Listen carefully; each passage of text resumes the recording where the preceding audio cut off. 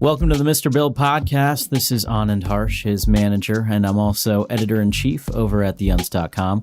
Bill hates doing these intros, and it's really painful for him to shill his products and services, but I have no dignity, so it's not really an issue for me. His guests today are Clockvice and Vorso, two of the most exciting and technically proficient producers in the contemporary bass scene. Lucas and Tom are from Sweden and the UK, respectively, but have bridged their geographical divide from each other and us here in the States to have a pretty big impact on the progressive bass world in North America, Europe, and beyond. Between the two of them, they have releases on Monstercat and Inspected, and have received support from KOAN Sound, Bassnectar, and even Aphex Twin. They've jointly produced a ton of music together, and their careers have become fairly intertwined at this point, which is why it made sense for Bill to interview them together. Once again, before we jump into the interview, I'm going to do some shilling on Bill's behalf. His Patreon just launched, which allows supporters at every level to get early access to these episodes, which means you're hearing Thursday's episode on Monday, and the following Monday's episode is coming out on Thursday. So you're living in the future. Also, there are fun perks like a role on Bill's Discord server, exclusive merch bundles, and bonus episodes of the podcast. So head over to patreon.com/MrBillsTunes for all the info and to support this show. One final thing, go to MrBillsTunes.com to sign up as a hardcore Ableton so you can become better at producing. All right, you're ready for Clockvice and Vorso.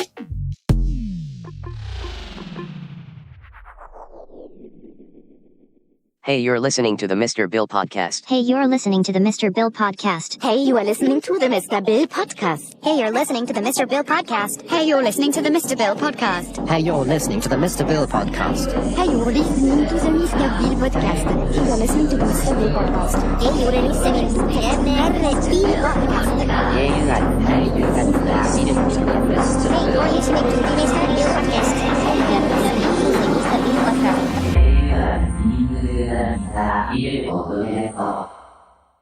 Fuck yeah, cool. Well, thanks for doing the podcast. I appreciate you taking the time. Oh, of course. No worries. There's nothing else to do at the moment. Right.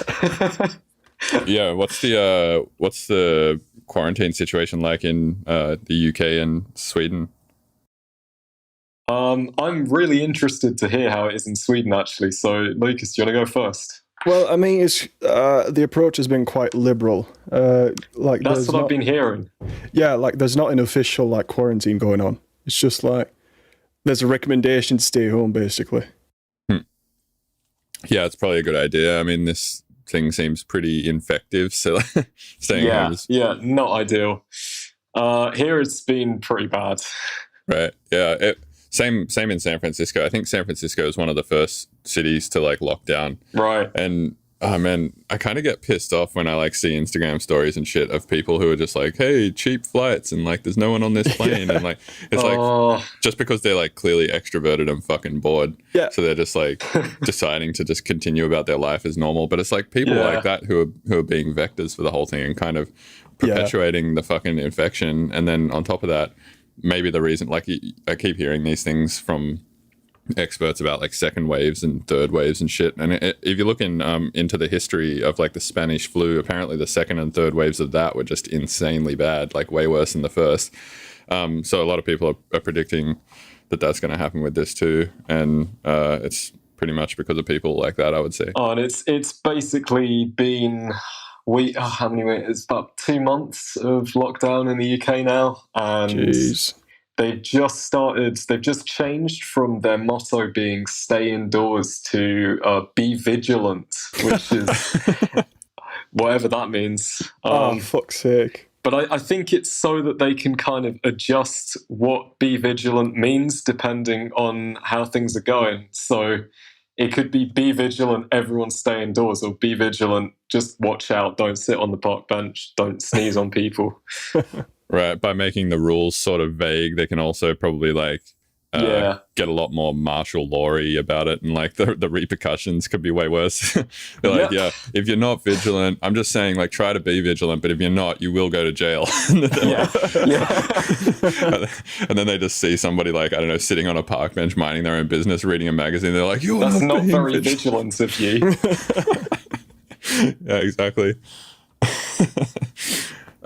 Cool. So yeah, I guess, like, if you're inside all the time, have you been writing shitloads of tunes? I mean, I should have been, but I've mostly just been playing Monster Hunter. Monster Hunter, what's that? It is what it sounds like.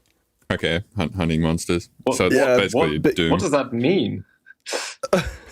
Hunting big fuck off dragons. No. Yeah. Which platform is this for? It's on the PC, but I think it's available for like PS4 and stuff as well. Nice. I just got a VR headset. I got an Oculus Quest. Ooh, sick. Ooh. I've been playing Richie's Plank Experience and things like that. I literally just about maybe 2 hours ago listened to your podcast with Slink. Oh, nice. That game sounds so cool. Dude, yeah, Richie's Plank Experience is insane. Yeah. Do you know what it is, Lucas? I'm looking into it right now. Yeah, it's essentially you just walk off a plank like 60 floors on top of a building. Right. And it's Death Simulator 2020. Yeah, pretty much. Sick.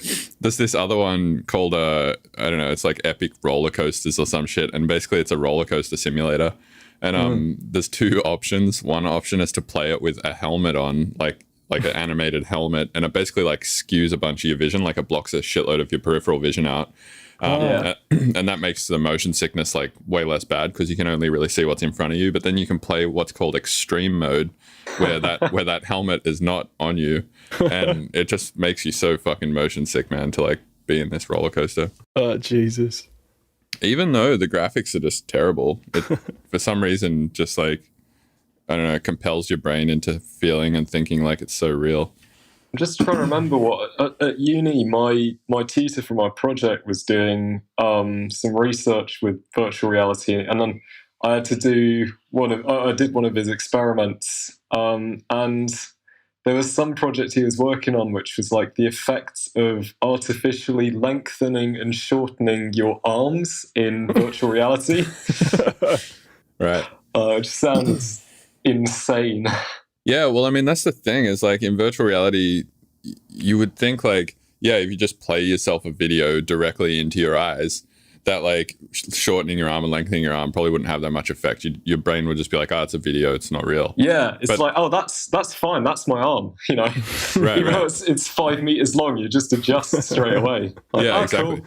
Yeah, your brain just goes like, yeah, it seems fine. That's how it is now.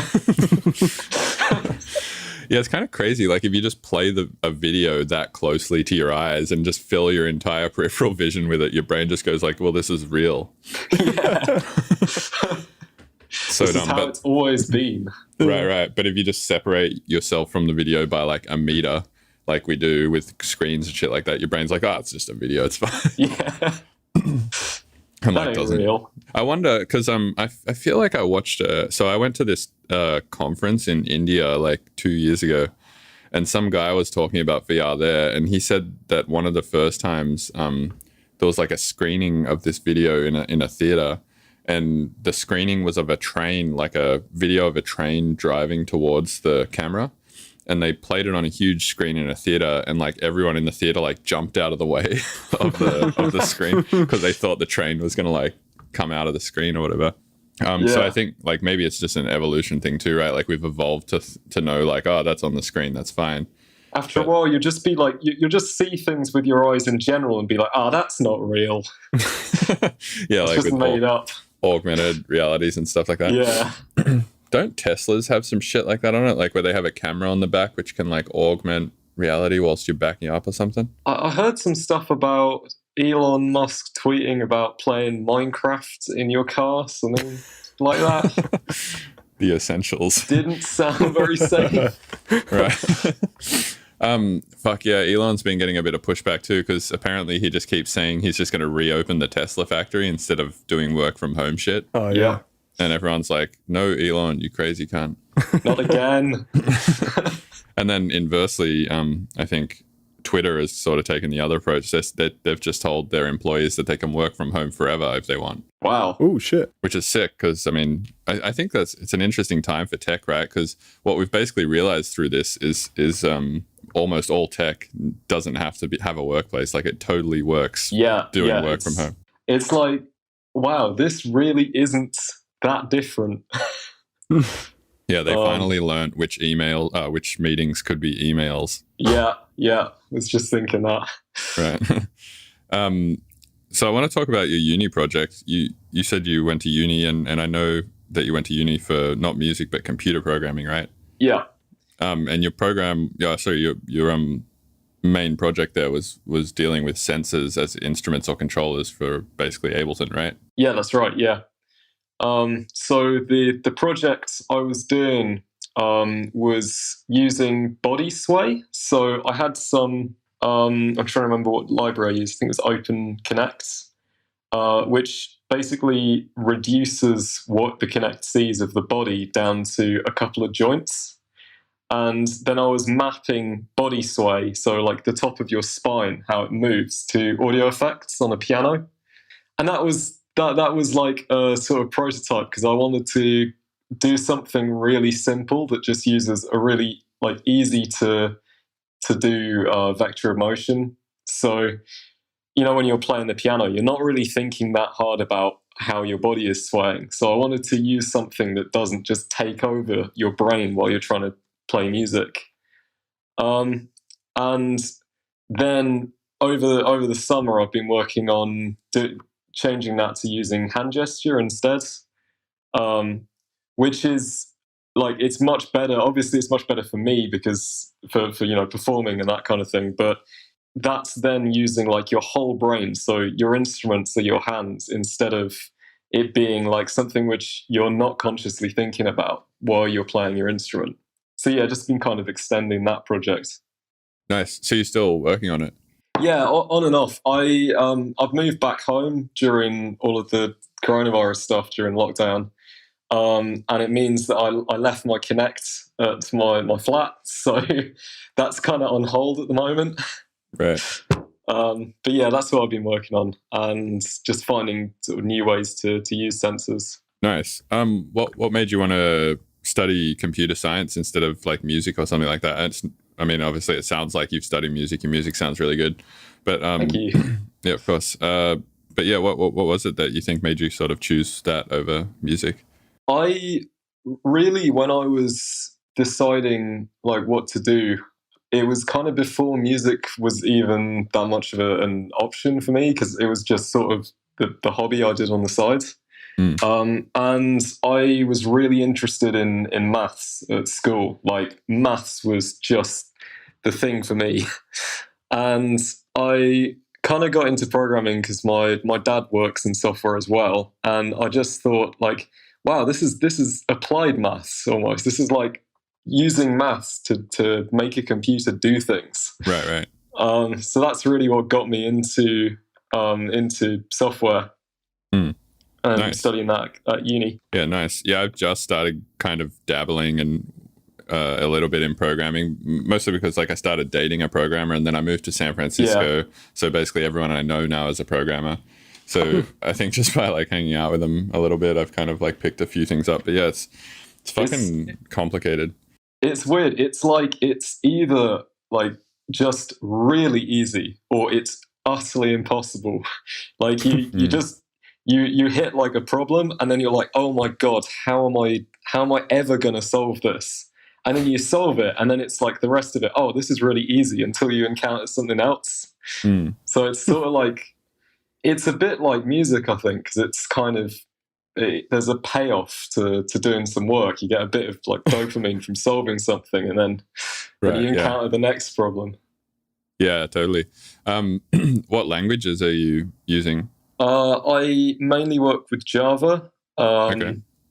But I've done things like Python, C#, at uni, and where I work, I have to use ZOS and COBOL, which are really old. Damn. Yeah, I think if I was going to learn something, I'd probably get into Java or Python. Yeah, Java's pretty standard.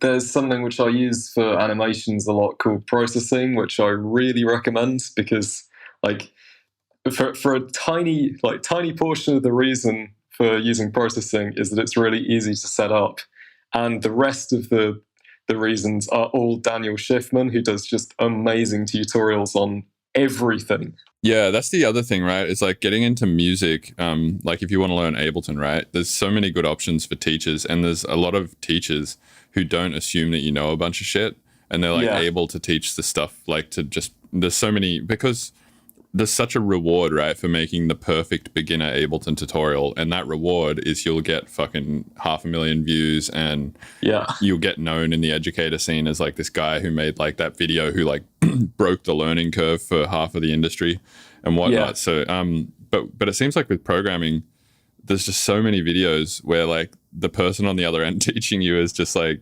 so absent to the fact that you might not have done this at all before, and they're just like, oh yeah, I'm assuming you know like all this shit, and then I've tried to watch so many coding tutorials and learn shit from it, and I'm just like, man, this fucking guy has no empathy for somebody like me. And the classic thing as well is like, to start this tutorial, I'm using this and this library, and you can download my code from here, and all of them are dead links.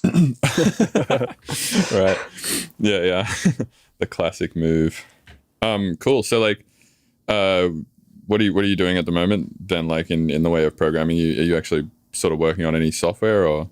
I basically decided after watching some of these live streams that my new thing that I'm going to challenge myself to do is making like an animated stream of a whole load of music. And I've been, for some reason, instead of deciding to do it with any of the programs available, like Blender, I decided to make all of the animation myself in processing, just like writing it all in Java. And so far, that's been going well, but very, very slowly. I like finding things which are just utterly defeat me for a couple of weeks. I've also been working on, I've revamped this optical flow tool, which I made in Ableton. And that's basically like a sort of light version of the thing that I've been working on with the Kinect that just works with the webcam. Right. But it uses, instead of using like actual sensing to see where a hand is or where your body is, it uses velocity tracking, which is basically just looking at the difference between each frame, which makes it way, way faster to use, but it's a bit weird.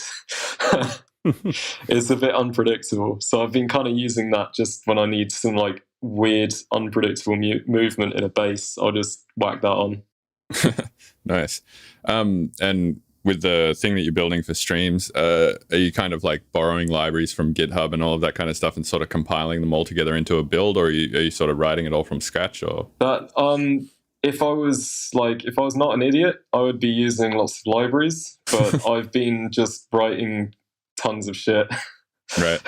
And just to like clarify what that means, I guess for people listening who aren't who don't know a lot about programming, you can kind of liken this to if you were writing a tune in Ableton and I said, are you using like cymatics drums and like, other plugins that already exist to make your tune, or are you developing all the plugins from scratch and are you making all of the kicks and snares and everything from scratch, right? Yeah, I was just going to say, because that sounds like a music producer sort of decision. Right, exactly. I'd actually go further than that, and I'd say like the contrast is even dumber. It's like, are you using this software that someone has made for you to use for free to make music in? They've done hours of research and development to make this great, and they are giving it to you. Or are you going to record things on your phone and like just record them back and layer them all up? Right. Yeah. Please use libraries. They're great. Yeah. So when I first started looking into programming, or rather when I just like sort of seen a lot of my friends who are around me at the moment doing it, I kind of thought it was cheap because I was like, oh man, you're just like taking this thing, putting it in your own, like cloning the repository or whatever, changing like 2 things and then calling it a day. And I'm like, why don't you like develop your own thing, you know, and whatever. But yeah, the more I like have learned and the more I've sort of saw what a lot of people do in programming, I realize how dumb of a thought that is and how much it is kind of like the goat farming meme in production. Yeah, man. I was writing something that opens Ableton project files because the .als file is just a zipped XML file which just has basically a big list of everything in your project. And I wrote something which basically just opens that into a data format that you can deal with in Java. I spent ages doing that, trying to get it right. And then after about a week, I just thought, I wonder if anyone else has done that. And there's like 10 of them that just do it straight away for you. Yeah. That people are giving you for free. Yeah. So it's a Ableton, like a .als, it's basically a GNU zip file, isn't it?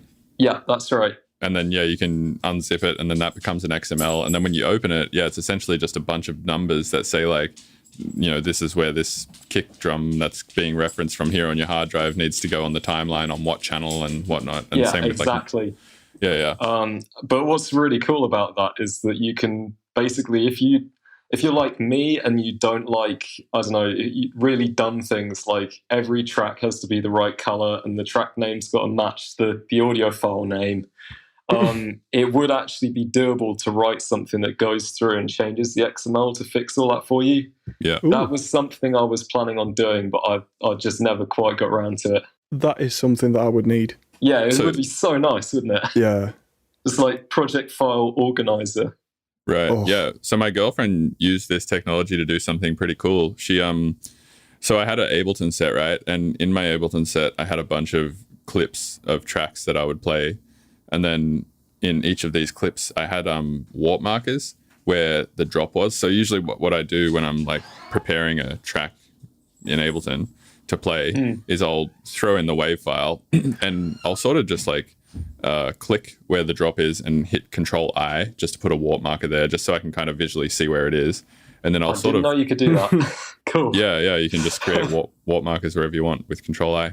So then I would put another one like 16 bars before and then 8 bars before, and then I would also put one right where the breakdown is. So I'd basically have a clip that has 4 warp markers in it, 2 of which happen before the drop, 1 that happens on the drop, and 1 that happens on the breakdown. And then I'd copy that into my session view, like clip view. And it would just really easily allow me to like open a clip while I'm playing live and not have to think too hard about it and just move my playhead to like either 8 bars before or 16 bars before.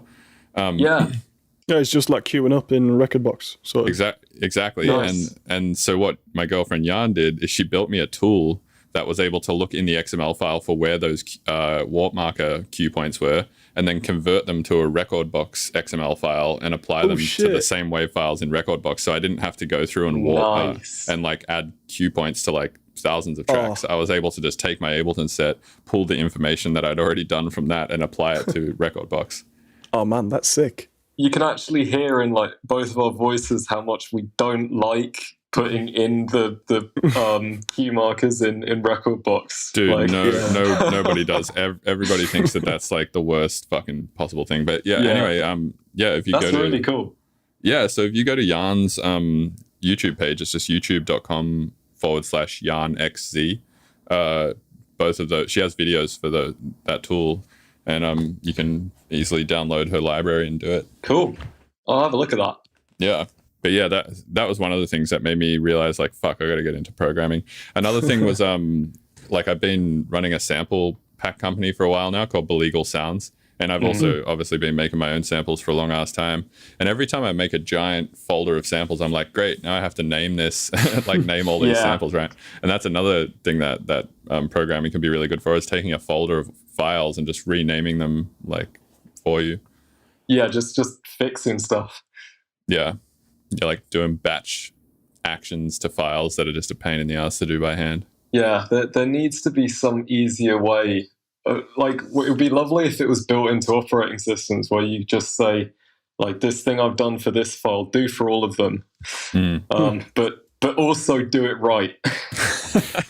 Yeah, there's just a little button that says, would you like to do this right? I wonder why no one's thought of just doing things correctly. So I had a buddy yesterday who was helping me with some Go programming stuff too. Go program, nice. So what I had this idea for a YouTube video to go into my Discord server and go into the hashtag sound design channel. And this channel has existed for like, I don't know, about 2 years at this point. And I thought, man, it would be really cool if I could just download all the WAV files and all the MP3 files and all the FLAC files and all the AIF files in this channel, put them into a folder, and then I'll make a YouTube video called like, I went into my Discord server, got all the fucking random bits of sound design out of this channel and made a tune out of it using nothing but that. So I was like, fuck, I could download all this by hand, but that's probably going to take me all day. Or I could maybe see if there's like a library somewhere that can do this for me. So I found this open source project on GitHub called Discord Image Downloader. And I was able to like just copy the channel ID, apply it to any channel in Discord, and it would just like spit all the image files out to a folder on my desktop. And then I couldn't figure out how to adjust the code because I didn't know what the fuck I'm doing. But I gave it to my friend, and he literally changed like one thing in the in the file, and it was able to then just like download all the audio, which was really sick. That's cool. I'll have to think how it's doing that in Go. I know some people use Go where I work at the moment. Yeah, so this dude in my Discord server who I asked, I was like, fuck, do I know anyone who uses Go? And then I remembered a buddy in my Discord server works at Google. So I asked him, and I was like, hey, he would know. Yeah, I was like, do you use Go? And he was like, oh yeah, I was actually on the team that developed Go. And I was like, sick. Nice. Easy peasy. Yeah, man. So fuck yeah, programming is so sick, honestly. I can understand like why you're into it. Yeah, it's been a lot of fun. The uni course went into some weird stuff as well, which was quite nice because it came from the maths department, so a lot of it was maths. So there's quite a bit of stuff like lambda calculus and all of that, which I really don't want to talk about because I really can't remember much of it. Right. Yeah, maths is something that I always sucked at high school. And honestly, like, I will say, I think I could have been good at maths if I had had a better teacher. And all the teachers that I had through high school that were maths teachers were all Indians with like really thick Indian accents. And I just could not for the life of me like understand what they were saying for like most of the time. And that was like a unanimous thing that like everyone in the class thought. They're all like, yeah, these people are like not understandable really. It's really difficult to learn from them. So I think like that good teacher is everything. Totally, yeah. I think if I had way better teachers at high school for that shit, I would have probably been good at it. But yeah, maths is cool, man. I watch this YouTube channel a lot called Numberphile. Have you ever watched that channel? Yes. Yeah, I've seen I have Numberphile on, and 3 Blue 1 Brown is also really good. Man, 3 Blue on in the background. Oh yeah, that's sick. Yeah, 3 Blue 1 Brown has a great video on FFT, which I found really with interesting. The little like stencil drawing thing. That's sick. Yeah, for anyone who doesn't understand how FFT works, that one was the one that kind of like cracked it for me. Wait, I just got a pop-up message from Zoom. Yeah, I saw that as well. Saying, a gift from Zoom. Running out of time. We've removed the 40-minute time limit on your group meeting. All right. I'm going to say love Running out of time. Look again. Yeah. It's like, thanks for breaking my train of thought, you fucking asshole, Zoom. Cool, man. You want to talk about music for a while? Yeah. Sure. Cool. Let's talk about Rekordbox, actually, because we were just chatting about that. So I know that neither of you have really played that many shows. I kind of want to talk about like your both of your relationship with shows, because I think the music that you play, that you write, at least in America, I hear getting rinsed at shows. All right. And nice. I mean, I think if you guys were to tour really hard, not that you can do that right now, but if you were to do that, if it were possible, I think you'd crush it. So, but I understand that you also are both sort of apprehensive a little bit to the whole show thing, right? No, right. I'm the opposite. I really want to do shows. Okay. So I have seen recordings of me playing the one gig that I did, and I've seen recordings of Lucas playing his gig, and he looks so much more like into it, like way better. Right. Yeah. So like, what was the gigs that you both played? So you've only both played one show each. Yeah, I've played one. Yeah, I did. The only international one I've done was in Eindhoven in Holland. Right. Interesting. And that's so you both just played out once. Yeah. Well, basically, yeah. Damn, that's crazy. And how did you get both of those shows? It's through my booking agent. Nice. Okay, cool. I'm on Maximum Boost. Nice. Dude, fucking booking agents right now are having the worst time, right? Yeah. Yeah. Jesus. Like 100% of their income comes from live shows. And that's just brutal. Yeah, the music industry has like experienced such a huge amount of trauma, I think, from this, that it's not like we're going to get to the end of the quarantine, like let's say July, and shows are just going to instantly start again, right? No way, no. Yeah. Because there's been such trauma incurred through this whole thing. I think that what's going to happen is obviously a vaccine's going to have to exist. And some people are, I mean, Donald Trump is saying January 2021. And if he's saying that, then that probably means at least July 2021. Yeah. So it's going to be at least until then, which means a lot of booking agents are going to have to find new lines of work to support themselves, which means coming out the other end of this thing, there's going to be fuck all booking agents. Yeah. And people are always going to be thinking, like, what if it happens again? There's always going to be a bit of risk management going on. Yeah, for sure. I mean, Bill Gates seemed to be pretty on the ball with that, right? He was like, this shit's for sure going to happen. Yeah. Yeah, maybe we should, I don't know. Yeah, so I mean, I guess like, let's say assuming shows were a possibility and they weren't completely off the table for at least the next 12 months. Right. Where do you guys sort of stand on that side of things? I'd love to do shows. Right. Yeah. I'd like to do some more shows. Yeah, I think you guys would be good at it. I mean, you write really show conducive music. Oh, cheers, man. I mean, Thank you. I've always wanted to be on a stage, I think, since I was little. For sure. Yeah. And I didn't expect to like really doing gigs, and I did really enjoy the one that I did. That was a lot of fun. But I like probably about 20-30% of the people there were people who I knew, so it was quite a safe environment. Oh yeah, I was fucking like the first 5 minutes on my gig, I was fucking shitting myself. Like at first I couldn't even get the tracks going. So there were like there was like a solid minute of just silence. Oh man, I thought of something from my gig, which was that because I'm like definitely a practicer, so I got the like my idea for what I was doing for the set so sound in my head. And I'd color coded all of the cue points in record books. Oh yeah, exactly. I went through and I colored each of them with like where I wanted to start, all of that. Yeah. And I got to the CDJs about maybe 3 hours early just to see what it's like playing with them, because I hadn't even seen a CDJ before then. I plug in the memory stick, I load in a track, the cue points are all red. Yeah, exactly. So that like obviously that doesn't sound like that big a deal, but it threw me off, and I was like, oh no. So I had 3 hours of just thinking like, oh, I'm gonna die. And then I got up there and I realized that I could actually remember which one of them was which color, because I'd looked at it for so long. But yeah, no, I'm pretty far from just like coming up with things on the fly. Right. Yeah, once you've been doing DJing for a long time, you sort of start to build up like, you kind of have been in like every shitty situation that's possible to be in, and you kind of just learn how to sort of mitigate most of them or get around most of them. Like, I'll give you an example. One day I walked into a club in Denver called Beta, and it's like at the time was one of the biggest clubs in Denver. It's currently shut down. Right. Well, it was actually shut down before coronavirus, but now it's double shut down. It's back open. So I walked in there and all of the cue buttons were literally smashed. So like you couldn't even like press play on the thing.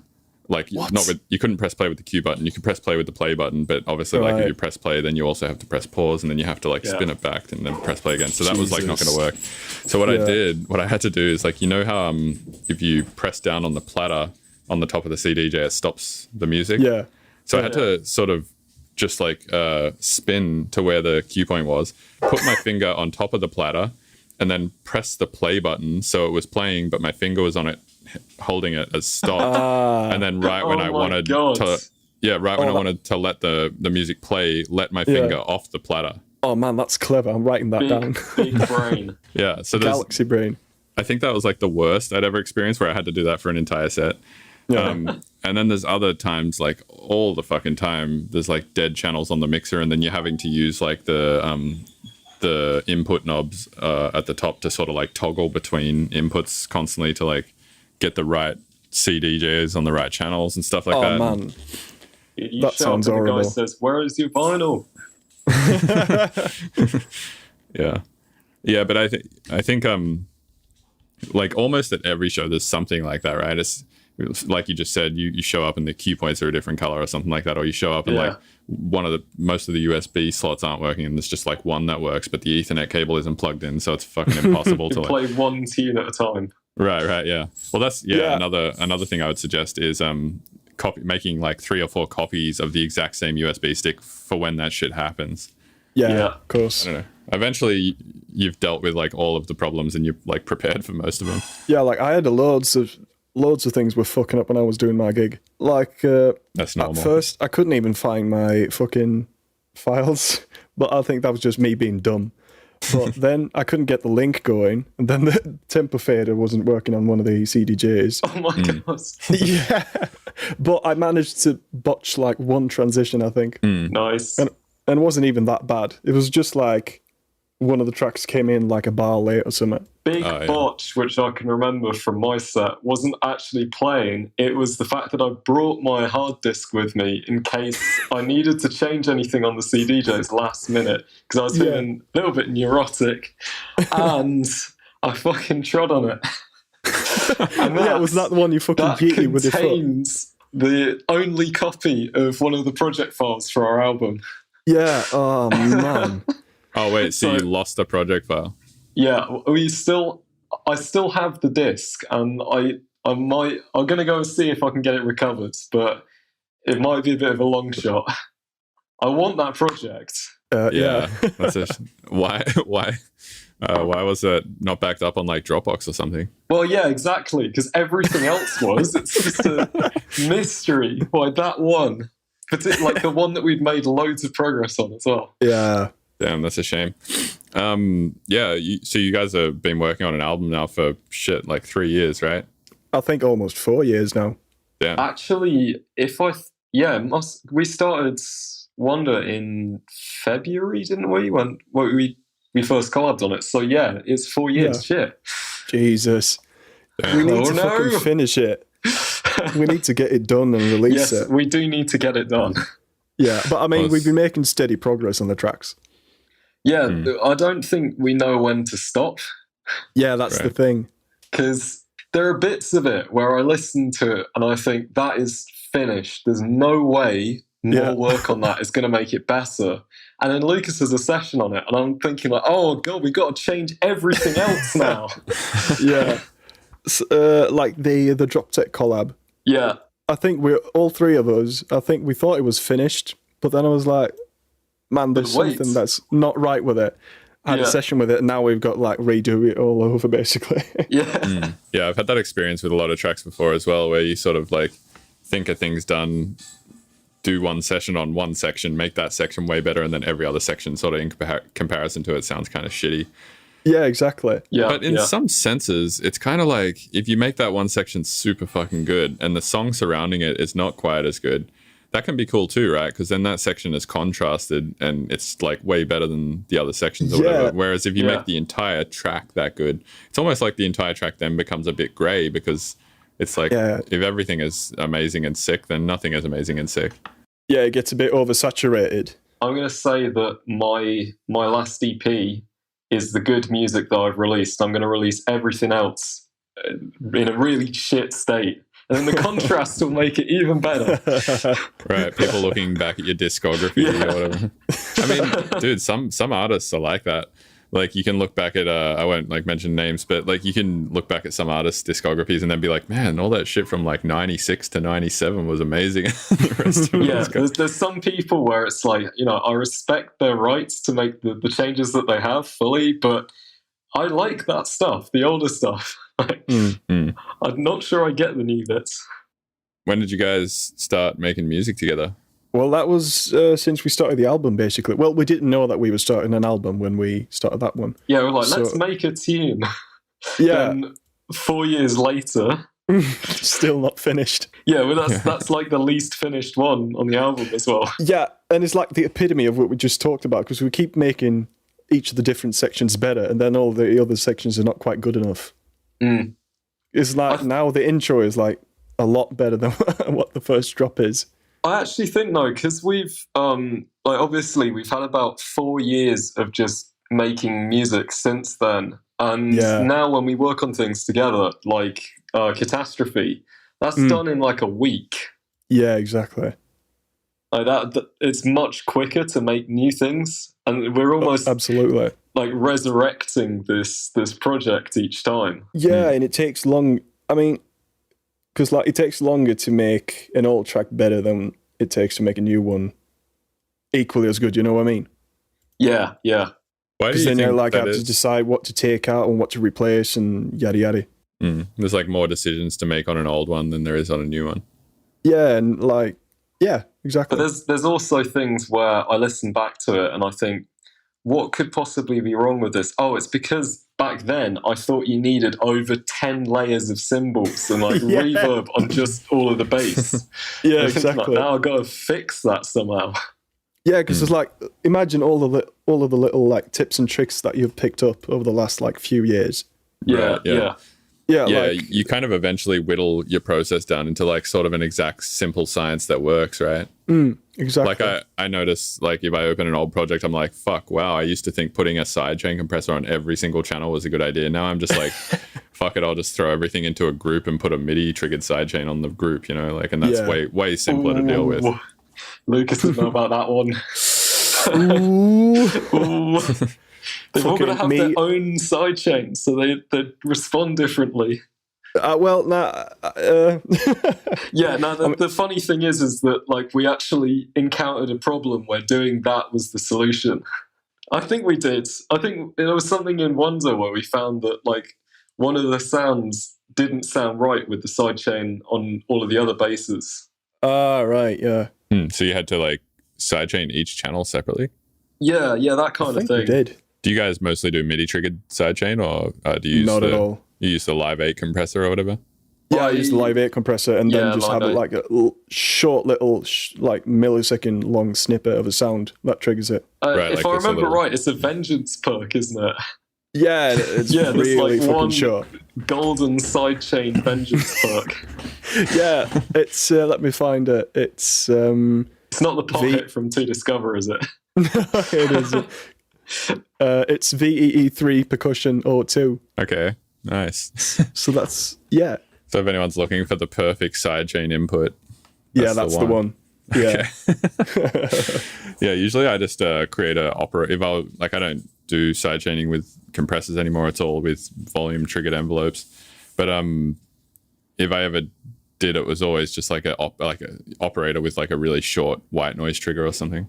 Yeah, I bounce out a white noise trigger, and then every single time I do collect all and save the project, it duplicates the audio file of the little white noise trigger. So if I search for ghost on my machine, there's like ghost kick, ghost snare, ghost kick, ghost snare for about maybe 2 pages. Just loads of those. Right. It's like searching for Control F and then typing the word freeze or whatever. Yeah. How do you guys go about collaborating online? Like, what's your process there? We recently got into Splice using that. Yeah. Oh, cool. I'd say the experience with Splice has been positive overall because we got a bit of a sort of creative boost from just being able to swap the projects really quickly. Yeah, without having to like collect and save and zip them down and we transfer them and stuff like and that. Definitely not having to send freeze files separately or anything like that, right? Oh yeah, exactly. Sometimes it doesn't work, but when it does, it's good. I'd say it's very different from GitHub because it's kind of like you just save the project and then the idea is that is just put into Splice straight away. Hey, hold on. Can I let me go deal with this dog? Just hearing like a shotgun sound or something. Hey, Lucas, now that Bill's gone, what can we sneak into the Mr. Bill podcast while he's not listening? It's an edited podcast, so I can just tell him. Shit. All right, yeah, let's do a retake on the what is Splice version control. Well, I mean, I understand what version control is to some degree, and I kind of understand how GitHub works a little bit. And I think like Splice was kind of in a way like supposed to be kind of like GitHub for music producers, but the idea is a bit like you save your project and then in the background we'll upload that. Or I think you can kind of commit it manually, something like that. But the idea is basically that I'll do something, I'll save it, and then Lucas can straight away, as soon as that's uploaded, access the project. Mm-hmm. So it's kind of like faster, automatic version of chucking it on WeTransfer or something. Yeah, or having it on Dropbox. Yeah. Well, isn't it sort of similar to Dropbox in that way, where it kind of just uploads like all the new shit you've done? Yeah. Yeah, but I've tried that in the past, and it usually like there's loads of like conflicting copies and stuff like that. Splice just works. It's a lot more streamlined, I guess. I actually wondered about using Git because I don't think there's anything to stop you just committing an Ableton project file to a Git repo, but I think it might be that there's a limit on the size. I can't remember exactly. So I had a friend do this before with ALSs, and I think he had some sort of shit which was like doing the thing where it like unzip to an XML and then rezip back to an ALS or whatever. Oh, right, okay. He had some setup where it would work through Git, and I can't remember exactly how it worked, but he did get it working. But at the time, I was like way too dumb to understand. Git's hard, man. Git is no one like you either understand Git and you understand everything about it, or you just don't, and then they can't comprehend what you don't understand about this really simple thing. But I think the way it's named makes it really confusing. Like calling things branches, like a branch on a tree doesn't merge back into the tree ever. Right. So, I don't know about that actually. Way of putting it. Well, it doesn't normally. No. Normally they just kind of grow out and sort of do their own thing. Yeah, no, I agree. I literally just learned a shitload of stuff about Git last night because my friend who made the Go thing, he made a tutorial specifically for me, and then I edited the tutorial for him because basically I was like, what would be really cool is when I make my YouTube video about making the song with all the sounds out of my sound design channel, I would like it if I could like share to a video of you being like, this is how I achieved getting all those sounds off the Discord server using this Git repository and what I changed in the code and whatnot. So he sent me all the files I needed to edit a nice video for him. So I basically spent like 4 or 5 hours last night editing this video for him in Resolve. So I heard the information back like 60 times or something whilst editing. That's a good way of learning it. It honestly is. I was, whilst doing it, I was like, fuck, maybe this is like the way I should learn. I should just become a video editor for like Khan Academy or something. But yeah, I learned about cloning. So like taking a repository and copying it into your own repository so you can do edits. I learned about, what else? I learned what a repository is, which is basically like, all the shit that exists in an open source project or whatever. I learned about forking. The worst stage of a project to use Git with is when you've just got like 3 files or something and you've uploaded them to Git and then there's some kind of problem and you're like, it's not worth me solving this. I'll just delete the repo, I'll start over. So you can get caught in a loop with that so easily. Like what is that similar to in the world of Ableton for somebody who only understands Ableton like me? I don't know if there's a way of putting it. It's just like when you first start out it's really difficult. It's quite difficult to set up. And then if something goes wrong, it's like, oh, I'll just start over instead of trying to fix it. I mean, yeah, I think I do. I have had that experience with a lot of software. Like, when I'm starting out with Blender or something, it's like you make some like test file or something just to fuck around. Blender Cube. Yeah, totally. The little monkey Suzanne, and then all of a sudden you're like, oh man, there was like a way better way to structure these files on my computer and shit, and then you like delete everything. And yeah, I've been trying to learn Blender to do the compositing of all of the stuff that's coming out of processing, like the Blender video editor, and it's really good. I really didn't expect it to be as good at being a video editor on top of all the animation stuff. Oh, dude, Blender is so sick. And like that it's free, man. It's so crazy. Yeah, it's nuts. Dude, this is one thing that I think is like so cool about the software like programmers community is that there's so much shit that's just open source. And like if you look what that's done for tech is like the hugest fucking thing right now. Yeah. And everyone in it is like winning and making a shitload of money and whatnot. And if you look at like the sort of opposite thing, like music, where people are a little bit like, oh, I don't want to share my information, these are my tricks and whatnot, it kind of like almost stunts the growth of that industry a little bit. Yeah, I guess. I'm trying to think of anyone that I've met that's actually been secretive. Like in music? Yeah. I feel like a lot of drum and bass guys are. It's always the drum and bass people. I'm trying to, because I know a lot of people, I know there are people out there that are like that, but I think I've managed to avoid a lot of them. Right. I mean, it's one thing to like share tricks with people when you meet them, like sharing things you've discovered with your mates, but when it comes to like showing your tricks to the entire like music industry, right? I think so one thing a lot of people seem to do in software is they're like, hey, I just spent like fucking 3 weeks like solving this problem.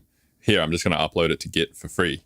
Whereas like people in music are like, I just spent 3 weeks, learning a new trick or making a new tune or making a sample pack. I'm going to chuck it up for money. You know, like a lot of the time they don't just chuck it up for free, open source, say anyone can use it without even crediting them. Like there's, so many, it's not quite the same as it is in software where people I agree.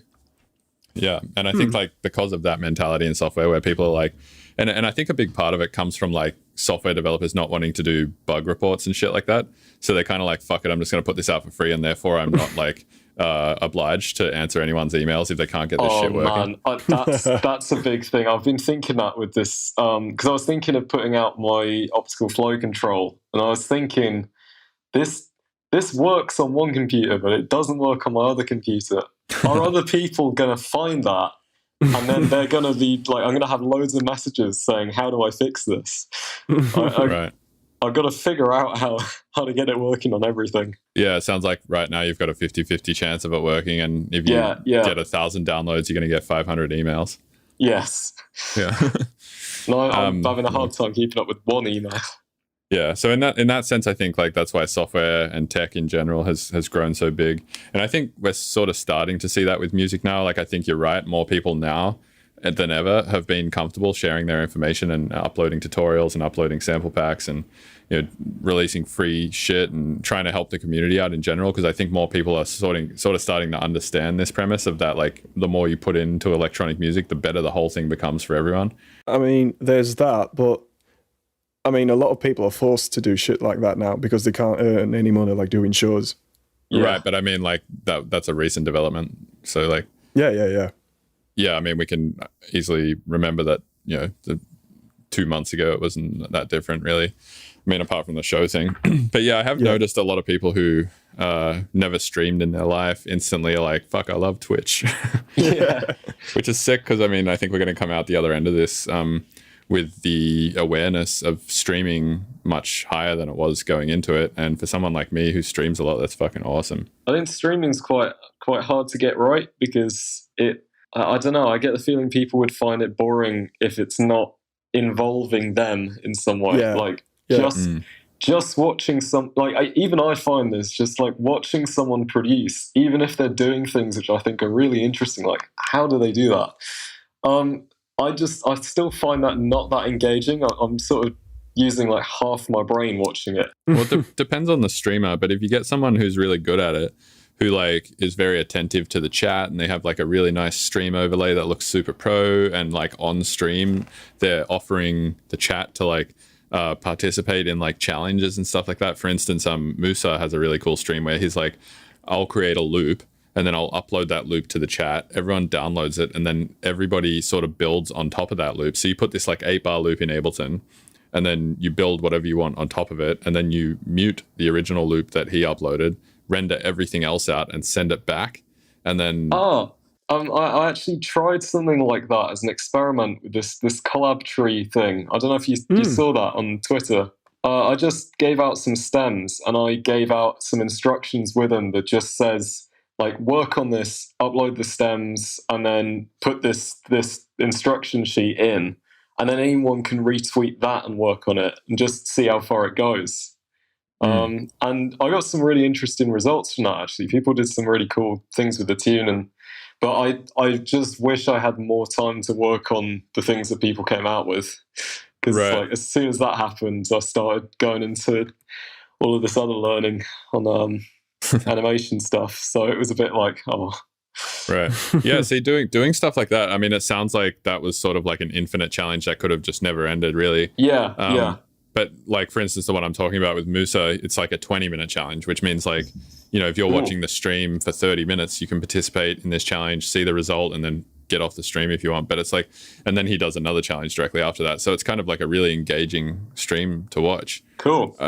So in that sense, I think if you're a good streamer and you're really good at engaging with the chat and doing interactive things like that and using the platform in that way, then I think it can be, you know, pretty, but just as engaging as going to a show and feeling bass in your body and hanging around with your friends, right? Oh, can anything match that? Yeah, that's a good point. Maybe not. I also think through this whole thing, we're going to sort of really find out what the streaming platform is and like what that medium is best for. Because I feel like streaming is still pretty new, and I don't think we've really figured out like what that medium is best for. For instance, like a big sound system, right? We didn't really figure out what that was best for until recently. And when I say recently, like, I mean, in the past 20 years, like we figured out putting it in a club and slamming bass through it is the fucking coolest thing. Like, before that, we thought playing distorted guitars through it and like laying around in a field was like the move. But you know, or I don't know, like imagine the first loudspeakers, like what people would have thought like the main use for that was. They're like, oh, I don't know, I guess it emits like a bunch of vibration. What if we put it in a sandpit? It's like, why does it need to be that big? Why would anyone have anything lower than 50 hertz in a bit of music? It's just unreasonable. Right. Or like, who's going to listen to this? It's like, well, large crowds of people, you know? So yeah, I think we're going to find that with Twitch or streaming in general is we're going to sort of, you know, figure out a little more like what it is that the application of that medium is best for. Yeah, true. I wanted to talk about Aphex playing one of your songs too. Oh, so, yes, that was Needle. Yeah, how did that happen? I, to this day, have absolutely no idea how he could possibly have found that. The label were as confused as I was. He played it like a couple of, I think like a few weeks after it was released or something. So I guess he was just on SoundCloud or something and found it. But, yeah, I still have no idea. I've never had any contact with him. But yeah, I was pretty flattened by that. Yeah, man, that's amazing. Thank you. It's insane. Yeah, it's so crazy. I mean, like when you think of Aphex, you think like, oh yeah, he's the most like mysterious underground, like doesn't fucking pay attention to anything other than what he's doing in his studio at all kind of guy, right? But then he came out and played one of your tunes. He played one of EPROM and G Jones's tunes. He played a Kebris tune, rest in peace, Kebris. And he played like just fucking so much shit that I love and think is sick. And I was like, what? So he's clearly like on the internet doing the same thing. Yeah. I think people are probably more aware of the music that's going on at the moment than we realize. Like, I just have this feeling more people are listening than we think, like more producers that we look up to. Yeah, absolutely. Like when Nolan met KOAN Sound for the first time. Yeah, Right. and he was just like, oh, they listen to everyone's stuff. Yeah. Like, they know all of you. Right. Yeah, you think that they're kind of just like, you want to believe that they're just in this vacuum, like pulling inspiration out of thin air, just being like absolute masters at their craft or whatever. But really, they're just kind of like all of us. They just don't spend a lot of time on the internet chatting about it. Yeah. No, yeah, exactly. Yeah, that's so nutty, man. Like, what festival was it that he played your tune at? It was Primavera 2017 in Spain. Because I remember seeing the clips coming out and thinking like, what the hell?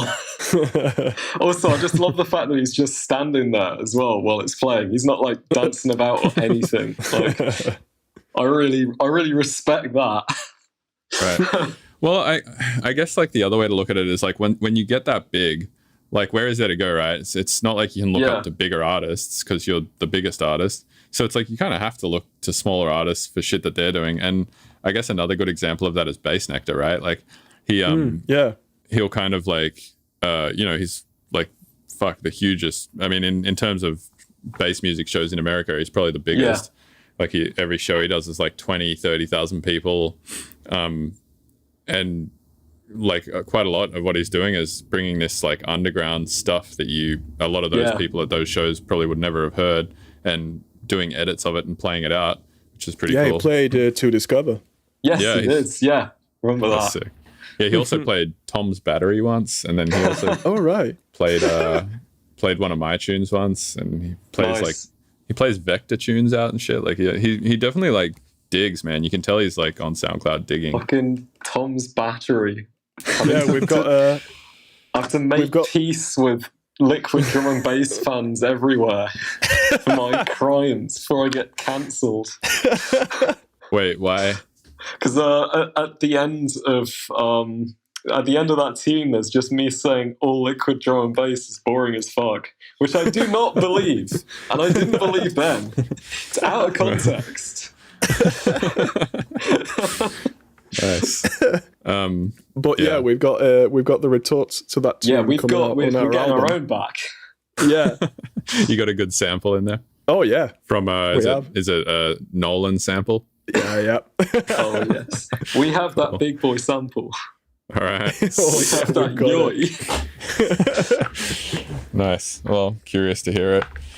Cool. Well, we should probably wrap this, but I appreciate you both coming on. Is there any other things that you want to plug or tell people to watch out for? Obviously, there's an album happening that people should keep their eye out for. Is there any other stuff? Yeah, there's that. I'm working on an EP that I'm trying to finish up. Nice. I think Tom's got one that's coming out soon as well.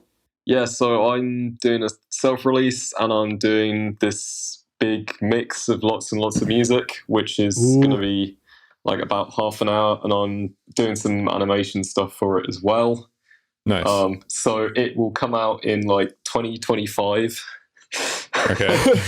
Good to know.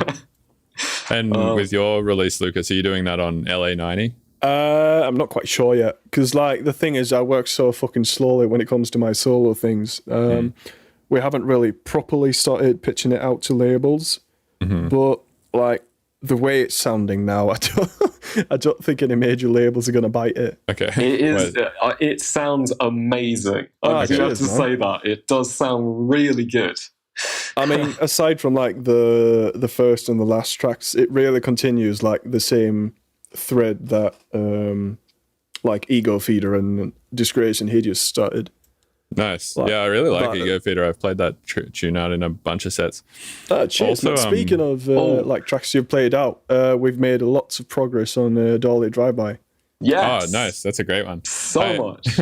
I stopped playing that one, actually. I played it in a few sets, and I would always notice it was just like kind of too hectic. Is it? Oh, well, that's we've not made that any better. Not at all. Yeah, I think there's one drop sort of like more towards the end that's more of a halftime, that the drop that's like dun dun dun dun dun dun dun dun dun. Oh yeah, that's gotten worse. You should mention that. Yep. I feel like oh okay. Well, that's the good drop. That's the one that people I think do well with. It's all the gabba shit before that, like all the hard style kick drum stuff that people seem to have a hard time with. Oh man, you played that one, Tom, at your gig, didn't you? I did, yes. Yeah, that was amazing. Particular. That was so much fun. Like the reaction to that was really cool. Nice. Another thing to say as well, like we really like each other's music. Like Lucas is the top listener on my SoundCloud by a long way. I'm gonna embarrass him by like pretty much 1,000 plays. And I think am I top on yours, or you're not roundabout there? You're not number one because that's my mum.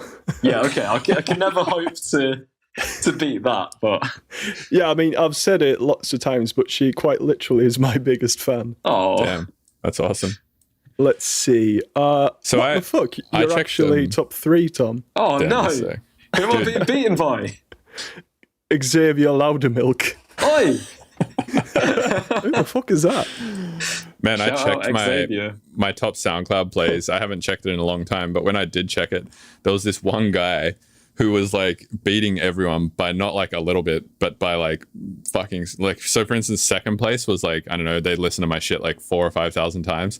And first place was this guy who listened to my shit like 50,000 or 60,000 times. Oh my god! So he was like first by a lot. And then Jesus, that's so cool. There's someone out there that likes your music so much that they want to listen to it. Get this. I was like, man, yeah, that's what I thought. I was like, that's fucking crazy. I'm going to message this guy. So I messaged him. I was like, hey, man, thanks so much for like listening to my music that much. And he just never responded. Oh, no. I was like, surely this guy would be stoked if I message him if he's like a big fan or whatever. But he was just, he either doesn't check his... Mr. Bill, I don't listen to that guy anymore. Yeah, he either like doesn't check his SoundCloud message or he just missed it or something. I don't know. But either way, if that guy's listening, big ups. Yeah, nice one. Yep. All right. Well, thanks very much for coming on. I appreciate it. Yeah, cheers for having us. Yeah, thanks for having us. Fuck yeah. Have a good one. Hey, thanks for listening to the Mr. Bill podcast. These episodes are edited and uploaded twice a week by Robert Fumo of 303podpro.com. You can also support the show, get early access to episodes, and hear bonus content by going to patreon.com/Mr. Bill's Tunes and becoming a patron. Please rate and review on iTunes unless you're going to be a little shit about it. And all the links to my various platforms are at MrBillsTunes.com. Thank you.